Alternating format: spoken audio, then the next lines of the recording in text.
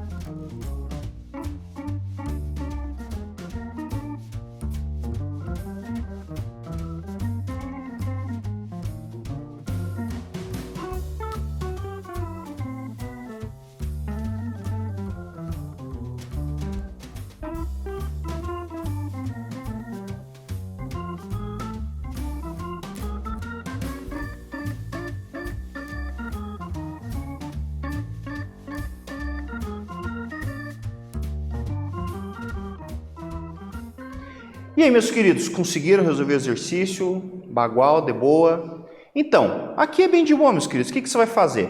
Primeiro você tem que entender, né, tirar os dados, as informações importantes.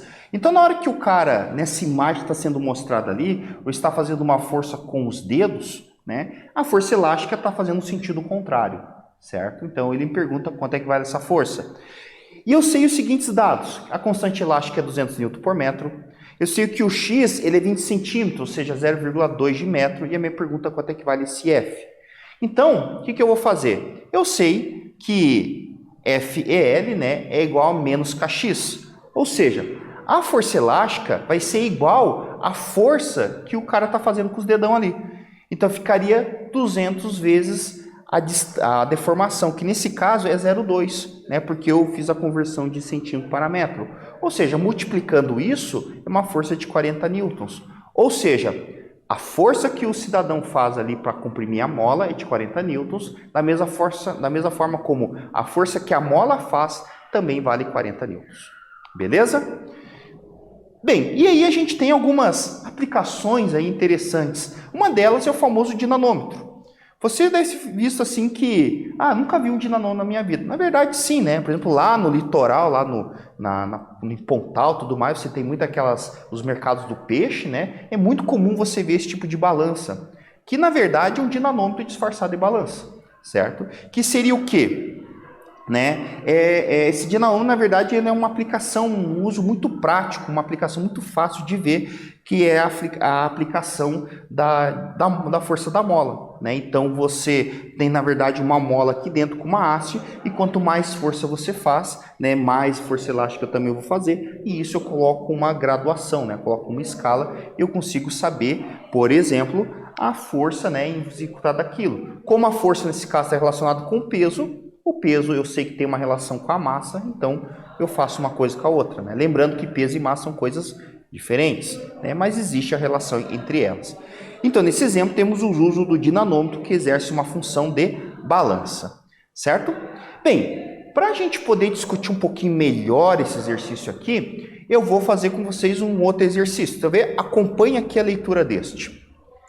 Em uma balança de mola, que é o dinanômetro, os alongamentos ou distensão da mola são diretamente proporcionais aos pesos que se aplicam ao sistema, enquanto não for ultrapassado o limite de elasticidade. Essa afirmação que eu acabei de fazer, ela está certa, errada ou possivelmente certa? Eu vou dar um tempo para vocês poderem pensar sobre isso e daqui a pouco a gente volta para discutir.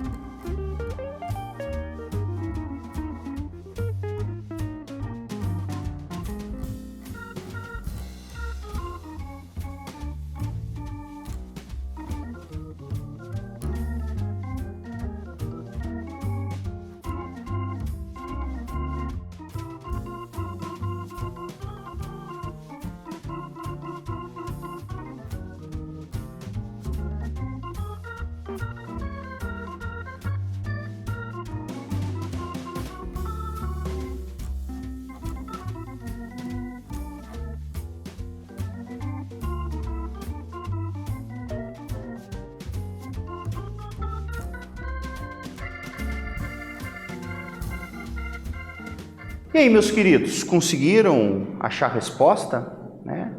Bem, vejam o seguinte, né? Se você for olhar a questão da balança, tu vai ver que as graduações dela estão normalmente bem escalonadas, né? Bem certinhas ali. E é um equipamento muito simples, como eu disse, é uma mola com uma haste no meio e aí existe a compressão dessa, né? Então, assim, veja essa pergunta, ele diz assim, são diretamente proporcionais aos pesos que se aplicam ao sistema. Então, os alongamentos da mola são diretamente proporcionais. O que é diretamente proporcional? Quer dizer que é uma multiplicação. Né? Então, se eu dobro o comprimento, o peso também é o dobro. Se o comprimento fica pela metade, a força nesse caso fica pela metade também. Então, são diretamente proporcionais. Essa que é a ideia, certo? E isso acontece na balança de verdade, na balança de mola, né? Sim, é isso que acontece mesmo. Né? Então, essa relação ela acaba sendo verdadeira. Lembrando que o que dá conta disso aí é a chamada lei de Hooke, certo? Então, a lei de Hooke que faz essa jogada aí, ok? Bem, então o que vimos hoje, né? Todo corpo que possui elasticidade exerce determinada força elástica, que a força elástica de uma mola é diretamente proporcional à sua distensão e sua constante elástica, e também que a lei de Hooke tem limitações de aplicabilidade, né? Lembrando aqui, meus pessoal, que se você for fazer essa experiência com molas de verdade, normalmente o K ele oscila, né? Ele oscila ali um certo valor, porque existe o desgaste da própria mola, né? Quantas vezes você fez isso, certo? A questão do próprio material que ele é feito e tudo mais. Então, assim, isso é uma coisa que depende muito ali do material, mas em regra, de modo geral, tu percebe que existe uma relação linear que obedece à famosa lei de Hooke, ok? Está aqui as nossas referências. E eu espero que vocês tenham gostado dessa aula. Eu sugiro fortemente que vocês refaçam todos os exercícios, dão uma boa lida no slide e também procurem o simulador PET, o PHET, certo? Lá no Google e vá lá na parte de física, movimento, que você vai ter lá a questão da lei de Hooke, ok? Espero que tenham gostado dessa aula e até breve momento. Tchau, tchau!